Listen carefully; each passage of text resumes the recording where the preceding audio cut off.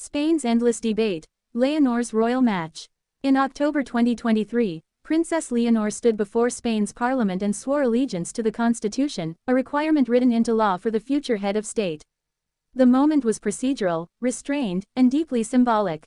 It clarified her role within Spain's constitutional order, yet it also highlighted a broader question many observers still misunderstand: how the Spanish monarchy prepares an heir not just to reign, but to represent an institution shaped by history, law, and public accountability. By the end of this video, you will understand why discussions around Leonor's future, often simplified or misframed, are, at their core, debates about duty, continuity, and the modern limits of monarchy. Over the next hour, we will examine how Spain arrived at this point, what the crown legally requires of its heir, how public expectations have evolved, and why the idea of a royal match is less about romance and more about institutional stability. Each part builds toward a clearer picture of leadership preparation in a constitutional monarchy that has learned, sometimes painfully, to adapt. Spain's monarchy is relatively young in its current form. Restored in 1975 after decades of dictatorship, it was designed not as an absolute authority, but as a constitutional symbol meant to unify a diverse nation. King Juan Carlos I played a central role in Spain's democratic transition, and that legacy shaped how the crown was perceived for decades. Yet institutions do not stand still.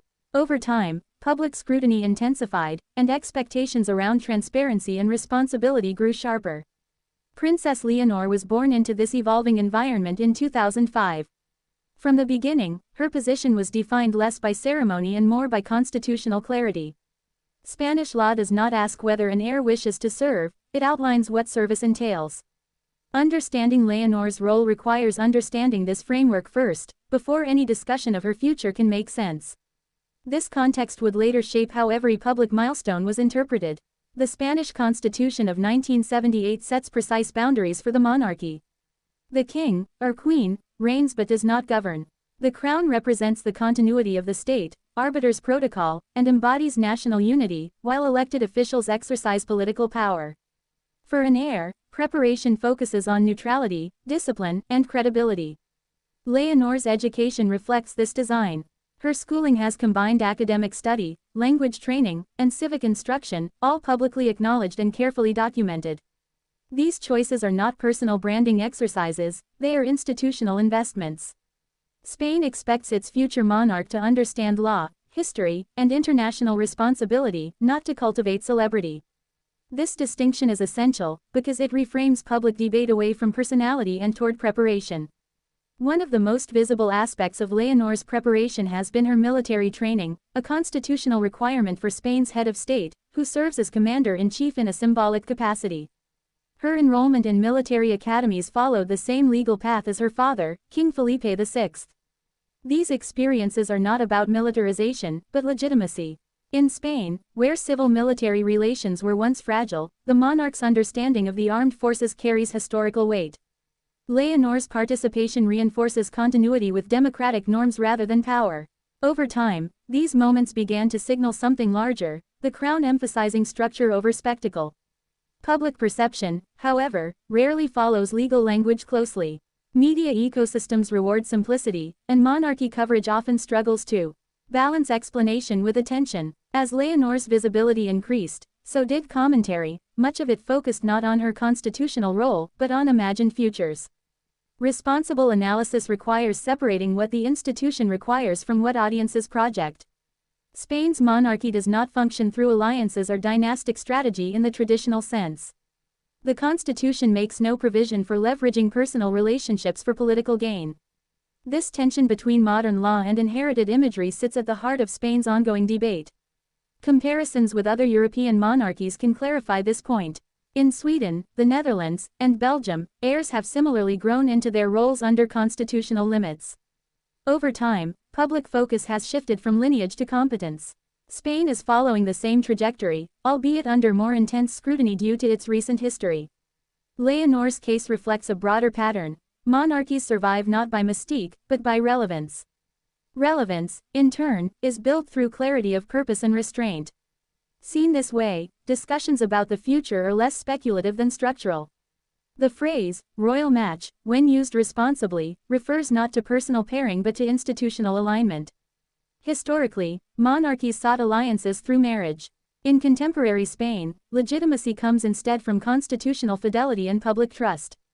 Leonor's future role will be evaluated through her adherence to these principles. Her public appearances, speeches, and training milestones are assessed for consistency, seriousness, and respect for democratic norms.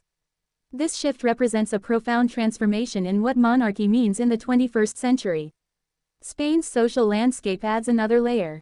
The country is regionally diverse, politically pluralistic, and often skeptical of inherited authority. For the crown, neutrality is not optional, it is survival. Leonor's carefully measured public presence reflects an understanding of this reality. Each step is designed to communicate preparedness without overexposure. This approach contrasts sharply with earlier eras, when visibility itself was considered legitimacy. The modern crown, by contrast, earns trust through discipline.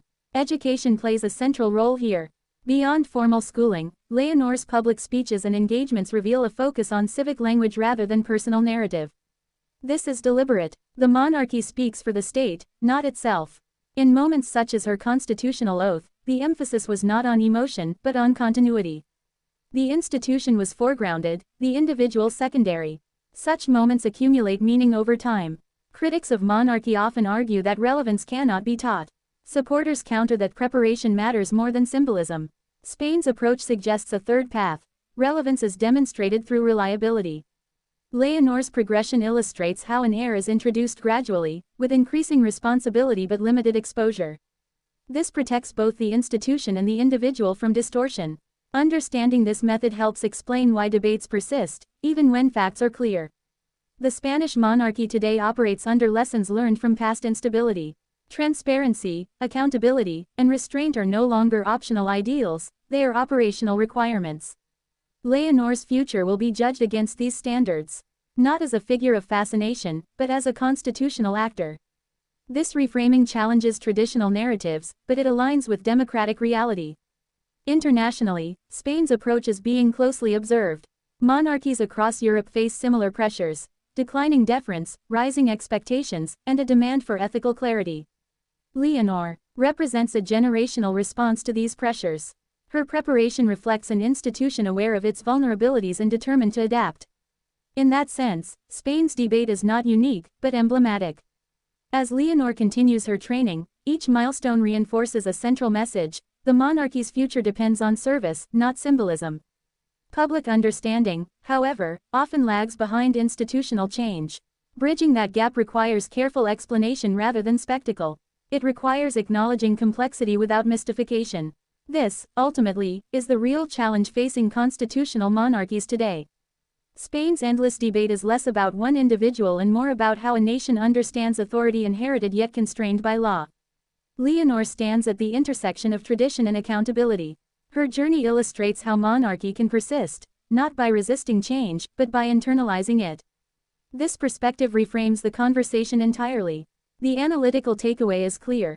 In modern Spain, leadership within the monarchy is defined by preparation, restraint, and constitutional loyalty, not by personal narrative or historical fantasy. Princess Leonor's role demonstrates how institutions adapt to remain legitimate in democratic societies. And as Spain continues to debate the meaning of its crown, one thing becomes evident: the future of monarchy will be decided not by spectacle but by sustained public trust.